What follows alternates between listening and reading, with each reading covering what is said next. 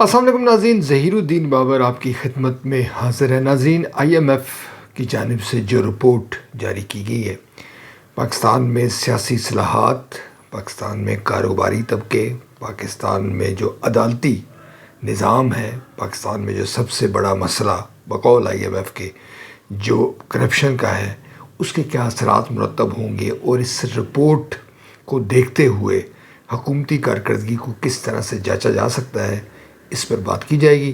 اگر آپ نے یہ چینل سبسکرائب نہیں کیا تو آپ یہ چینل سبسکرائب کر سکتے ہیں، بیل آئیکن کو پریس کریں، دوست احباب کے ساتھ شیئر کریں۔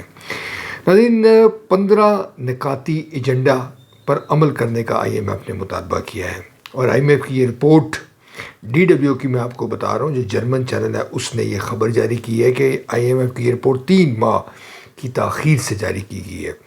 آئی ایم ایف یہ کیا کہا ہے اس رپورٹ میں؟ اس نے کہا ہے کہ جناب پاکستان میں بدعنوانی ہر شعبہ حیہ میں زندگی میں موجود ہے۔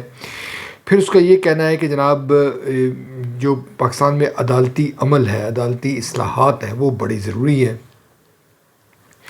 کرپشن کی جاتی ہے آئی ایم ایف کی رپورٹ کے مطابق، اور پھر اس کو بیرون ملک منتقل کر دیا جاتا ہے۔ بدعنوانی نے، جی ہاں یہ ورڈنگ ہے کہ بدعنوانی نے پاکستان کی ترقی کا گلا گھونٹ دیا ہے، اور پاکستان ترقی نہیں کر رہا، پاکستان آگے نہیں بڑھ رہا۔ کاروباری جو طبقہ ہے وہ اپنے مفادات کو اس طرح سے اس کی تکمیل کرتا ہے کہ وہ حکومتی پالیسیوں پر اثر انداز ہوتا ہے، اور جس کی وجہ سے عام آدمی کی زندگی مشکلات کا شکار ہے۔ اس میں ناظرین جو نیا SIFC جو ادارہ بنایا گیا ہے، اس پر بھی سوالات آئی ایم ایف نے اٹھائے اور کہا ہے کہ بورڈ آف انویسٹمنٹ موجود تھا تو اس کی کیا ضرورت ہے۔ اس کی شفافیت کے حوالے سے بھی آئی ایم ایف نے جو ہے وہ سوالات کیے ہیں، اور حکومت کو یہ کہا ہے کہ وہ جواب دہ بنے۔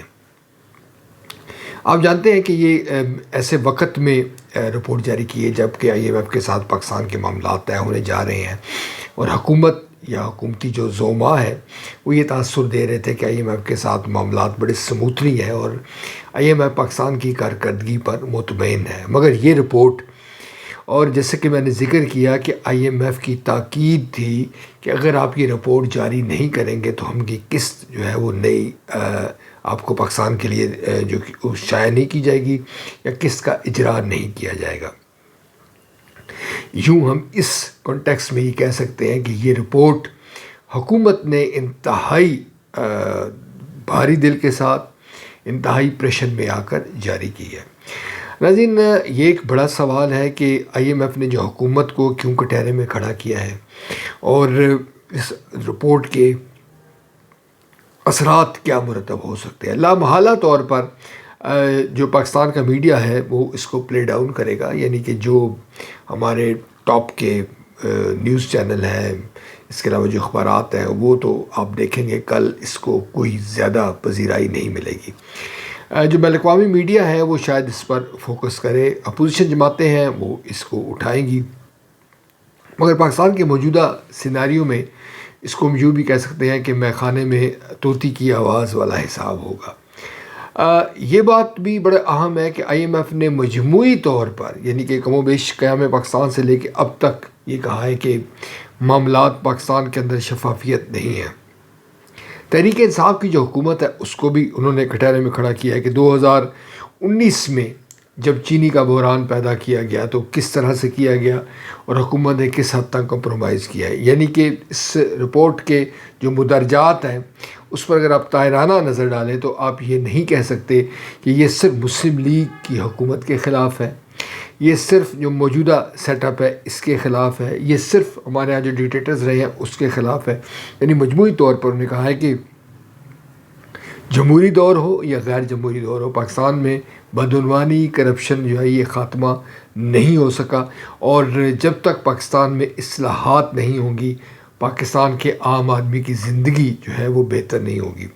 یعنی مقام شکر ہے کہ کہیں سے کوئی آواز آئی ہے، اس کو ہمیں ہمارے جو حکومتی ذمہ داران ہیں، صوبائی ہوں، وفاقی ہوں، ان کو اس پہ غم و غصے کا اظہار کرنے کے بجائے اس پر ٹھنڈے دل و دماغ کے ساتھ سوچنا چاہیے۔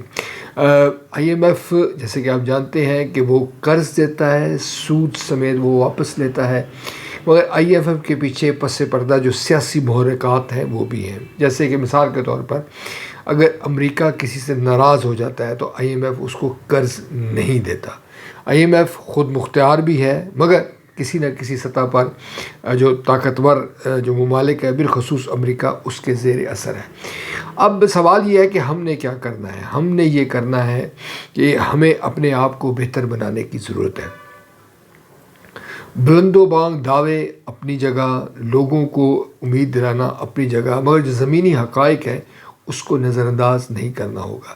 جب تک آپ زمینی حقائق کو، تلخ حقائق کو، جواب دہی کے احساس کو بیدار نہیں کریں گے اس وقت تک پاکستان کی مشکلات حل نہیں ہوں گی. کچھ لوگ یہ کہتے ہیں کہ یہ IMF کی رپورٹ امید کی کرن ہے.